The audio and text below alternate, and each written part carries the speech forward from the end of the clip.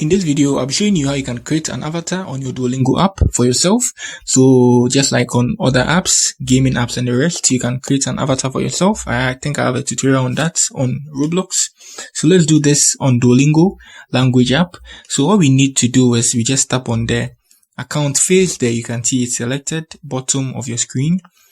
And now you can see it there, just tap on the plus there. There's a new account I created for this tutorial. Good. And now we are going to select all these things and then add it. So our skin tone, I'm very dark, so let's choose this. And the body, I want a big fat one at that. Good. And then the eyes and all that, you can, expressions and all that. Yeah. And then the hairstyle. They don't have any. Yeah, so you can choose any of them if you're female. So this one is for females. Oh, let me choose this. Yeah, and now we come here. Good. You can add any of these things there: face details, earrings, and all that. I don't like earrings. Neither do I like these spectacles and the rest.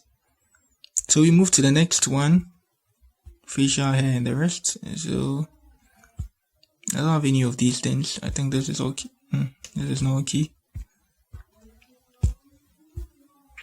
Okay, let's choose it that way. Let me just revert it.